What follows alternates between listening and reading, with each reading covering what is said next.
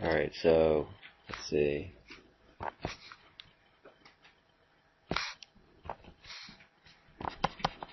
Homework's 3-5. So we're going to look a little bit at money because money exhibits this exponential growth, and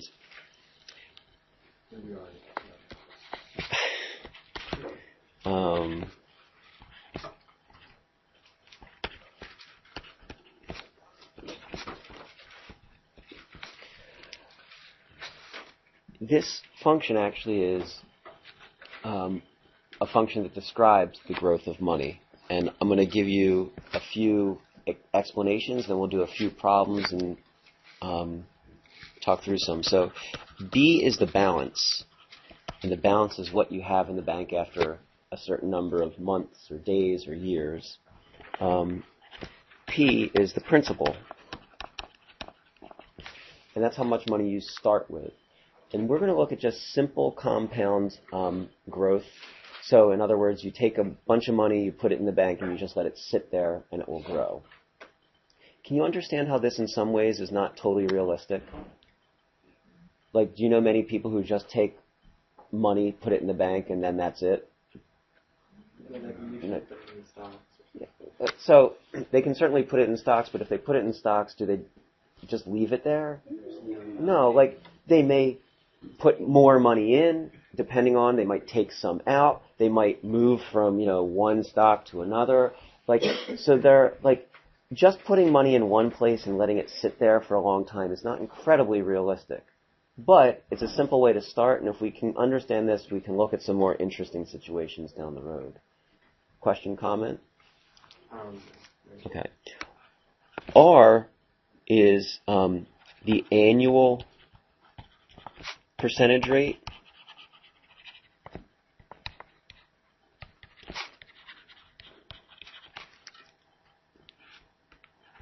N is the number of compounds. And in this case, we'll say per year. So if I compound it, if I have 10% annual interest rate that I compound twice, that actually means I get 5% each time. That's where the R divided by N comes from. Okay?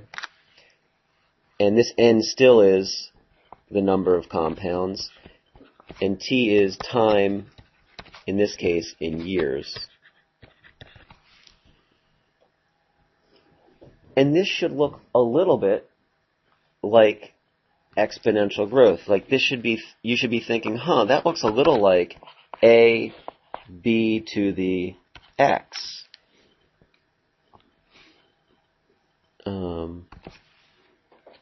Where P is like A, right? 1 plus R over N is like B. And, NT is like X. Do you see the similarities? Does that pattern make sense? Okay. And if everything goes well with our financial investment, what would you tell me about 1 plus R over N? What should be true about that value? Jennifer? Should be greater than 1. We would hope that it's greater than 1 and that we're growing, the money's growing. You certainly could have an instance where it's not, like now or last week, and that happens too. So let's take a look maybe at a few problems. Let's do like, I don't know. Max, how much money do you want to put in the bank? All right, so let's start with a principal of $10,000. Let's have an annual percentage rate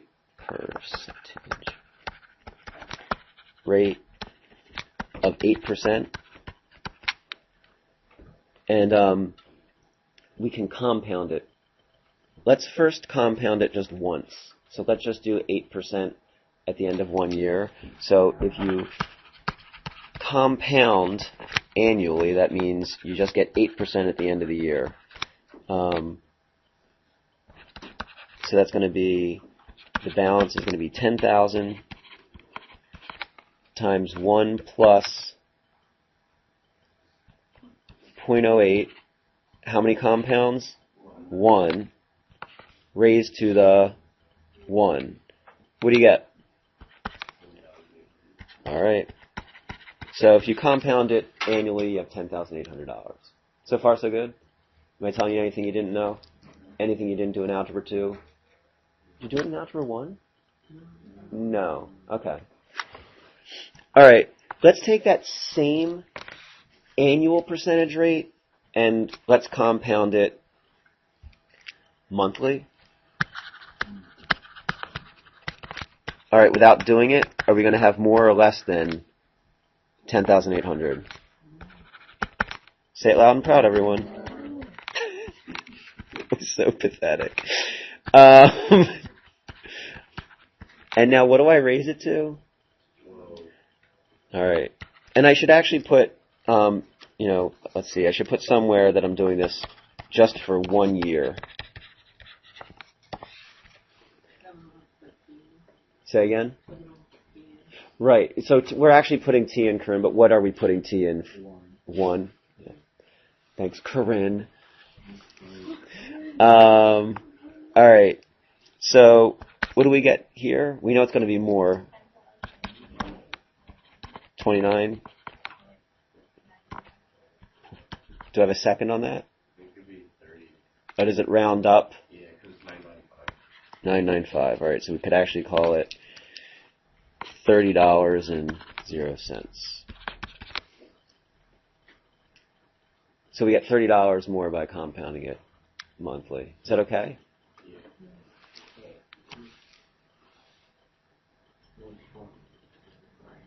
Yeah. Yes?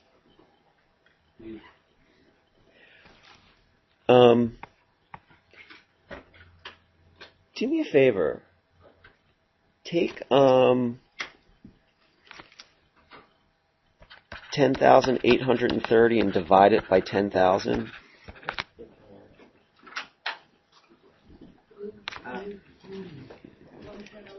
Hold on. Maybe do that. Yeah. Okay. Elizabeth? 1.083.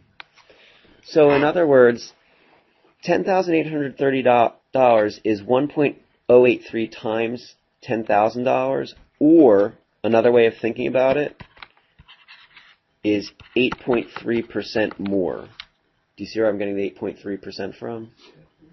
Okay. So that has a special name, and there are lots of ways of figuring out 8.3% in this case. 8.3% is called a couple things. The effective annual rate,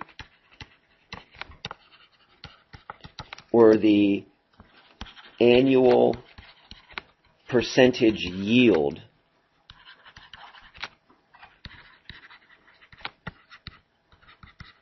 The APY. And that's actually interesting because if you take, 8% annual and compound it monthly, that's the same as 8.3% annual compounded once. So 8.3%, if someone said, look, I'm not going to compound your money monthly, I'm just going to compound it once a year, you should say, oh, well then, in order to have the same amount that I'd have if you were to compound 8% monthly, that would be the same as 8.3% compounded once. Another way of thinking about it is, if someone compounds it only once a year, you only get 8%. If they compound it every month, you get 8.3%, which is better. Yeah, right? Compounding every month, 8.3%. Do you see how 8.3% is a little different from 8%? Do you want to ask a question? Because that's a little confusing.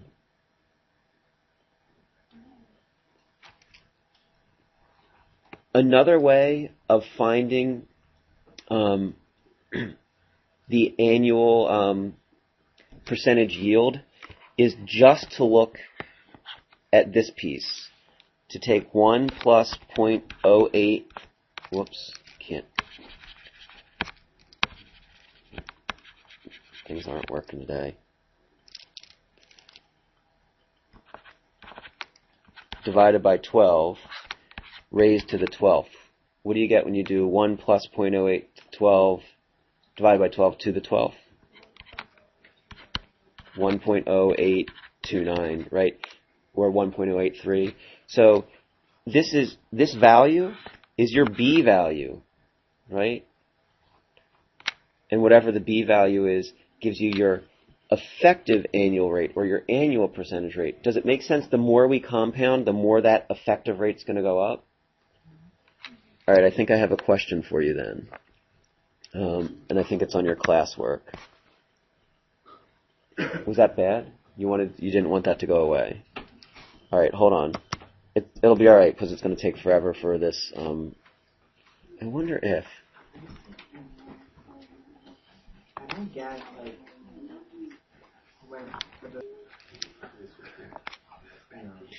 All right.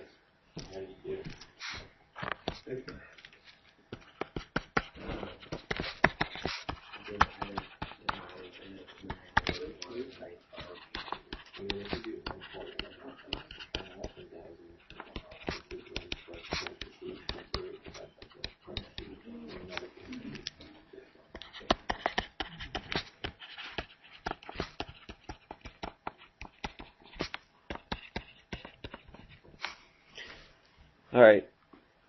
So which is better? 8. Actually, it doesn't matter. So which is better? And it doesn't matter how much you start with. One of these is going to be better, regardless with how much you start with. 8% compounded monthly or 7.5% compounded daily. All right. You have to start with a positive amount of dollars. Thank you. Thank you, Evan. So my argument to you is it doesn't matter. It doesn't matter if you start with 10,000. It doesn't matter if you start with $1. The important thing is what B, or what the annual percentage yield is going to be. So we already know that 8% compounded monthly. Didn't we just do, that's 1 plus 0.08 over 12 raised to the 12? And what did you tell me that was? 1 point, why is this? 0.83. So that has an annual percentage yield of 8.3%. You need to do this, though. You need to tell me what 7.5% compounded daily. Say again? Does that make sense? How many days in a year? 365. Sam, did you get that figured out? Yeah, I just. What was it? When I do it all separately, I didn't get the right answer, but then when I wrote it, when I just did it all in one thing. Interesting. I don't know why. I think. Well, you should let me take a quick look at the end of class. I'm curious.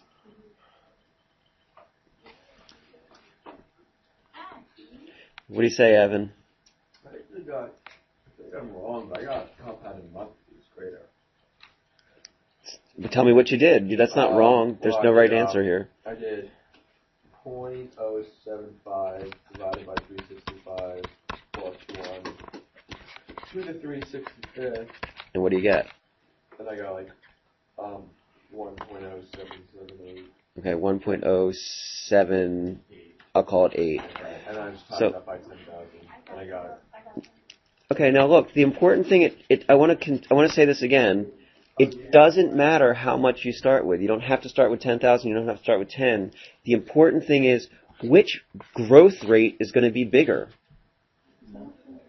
The monthly, that's going to be 8.3. And so what we say here is that this is an 8.3% annual percentage yield or effective rate. We say that this is a 7.8 annual percentage yield or effective rate. So can you actually see when people give you numbers, you actually have to think about what it means. 8% doesn't necessarily mean it's going to be better, but in this case, 8% was better. You thought it was wrong because it was like a trick question? No, I saw like if something's the more it's compounded, the more money you get. I was kind of Right. So here's an example of, look, it's compounded more, but it's at a smaller percent, and that smaller percent doesn't make up for it. Can I ask you a really hard question? Yeah. All right. What percent would you have to compound daily to get the same percent as 8% compounded monthly? So in other words, we know that these aren't equal. 8% compounded monthly is equal to what percent compounded daily? I'll give you like 2 or 3 minutes to think about it. That's not an easy question. Oh, I don't know. You got to tell me. I don't know. You got to tell me.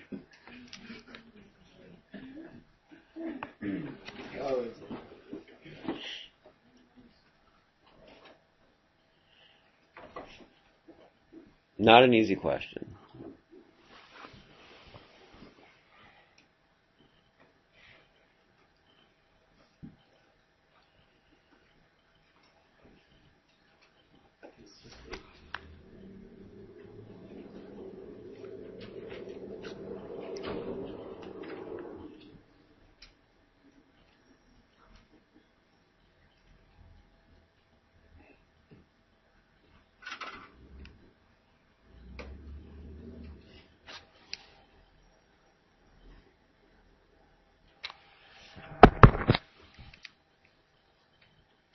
Oh.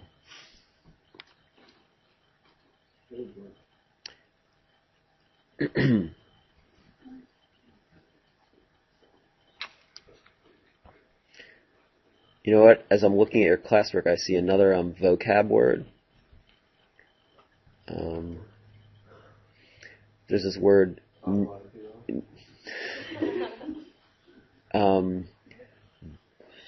Ring went the phone. Right? The duck went quack. The doorbell buzzed. see, I don't really think there's such thing as I don't think any words sound like they are. The duck went quack? Quack doesn't sound like you know like duck. How it moves. Yeah, no, it doesn't work. That's like slam. So here's, as you're working, how are you possibly doing something without your calculator? Andrea. All right, stop. All right, so the nominal rate, that's another way of saying the annual rate. I saw that as a vocab word, and I didn't use that vocab word yet. So nominal and annual rate mean the same thing. When we say nominal rate of 6% per year, we mean that's what the annual rate is. That's different, and I have to make this very clear, very different from the annual percentage yield or the effective rate. They're very different terms. The nominal rate is like, okay, I'm going to give you 8% per year, but if I compound that daily, it's actually going to end up being more than 8% per year, right? And I compound it continuously, oh my gosh. All right, so let's see. 2 things. First of all, if we do compound continuously, the equation becomes balance equals P e to the RT.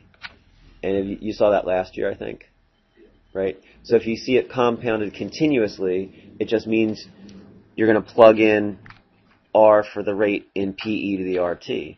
And is that pretty similar to things that we've been doing in class before today?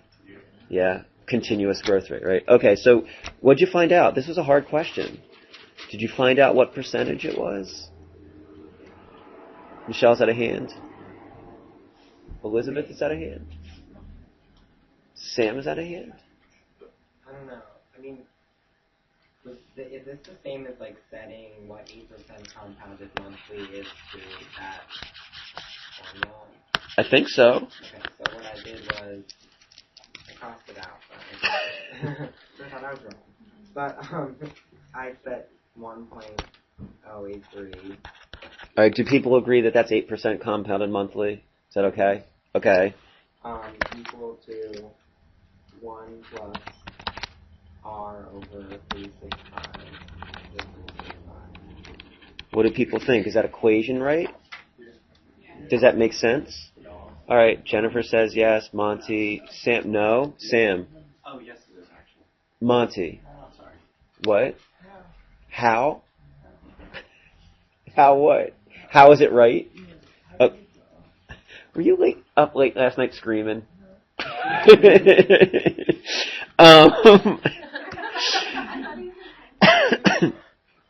So, do you agree with the left-hand side? That's compounded monthly. Is that okay? Because we solved that before. So, really what Sam's saying is, what percent compounded daily? Well, compounded daily is 1 plus something. I don't know what over 365 raised to the 365. Is that okay? Evan? I got 8%. How'd you get it? Well, I used a very intense mathematical equation called plug and chug. You did not. Yeah. I don't think you got 8% if you did it. That's my guess. I was just going up from 7. You may have gotten close, but I don't think it's exactly 8%. I think you probably should have tried like 7.9 or 7.8. I did try those. Really? Yeah. And I got Sam, Roseanne's. Yeah, 7.97%. 7.97%, which is not quite. Jennifer? All right, Jennifer, how did you get it? Did you solve it algebraically? Plug and chug, really? Evan and Jennifer on the same page here. Sam, plug and chug? No, what'd you do? Talk to me. I did 1.083 to the 1 over 365. Okay, so 1.083, and you raise it to the 1 over 365 equals 1 plus R over 365. Okay? Right, so you have to take the 365th root of both sides. And then you have to take that answer and subtract 1, right? And then last step, Sam. And then whatever you get, you have to multiply by 365. Do you get 7.97?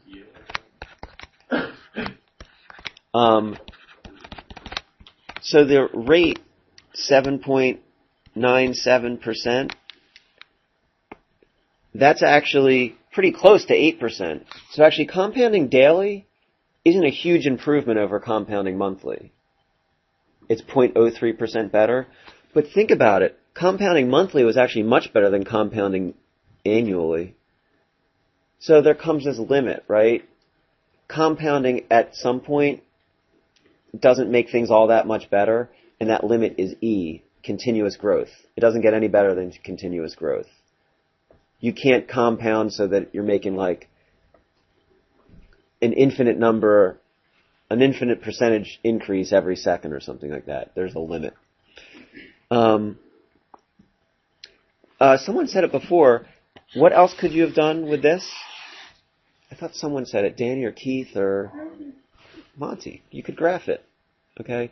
You could graph y1 and you could graph y2, being careful with parentheses, and you'd find that they intersect at about 7.97. Or, sorry, this is actually, I think I wrote that wrong. Didn't we get... Right, so R is equal to 0.0797, which is the same as 7.97%, which actually, Sam, now that you say that, makes me think, when you graph this, sorry, that's Y2, it's going to intersect at a very, very small number for R, so it might be hard to find that. No, you get it. I keep getting 0.0078. You get the intersection. 0.0078? Well, I didn't use I used the actual number. I used the ANS thing. Were you storing any numbers? Sam wants to know. Like, Did you do this whole thing? And that? Careful of parentheses. Did you do this?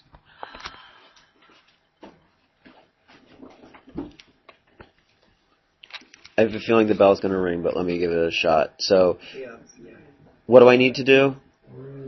One, what is it? No one's talking to me now. Thanks. Sorry. I wanted to do it on the calculator with you all. But you didn't. All right.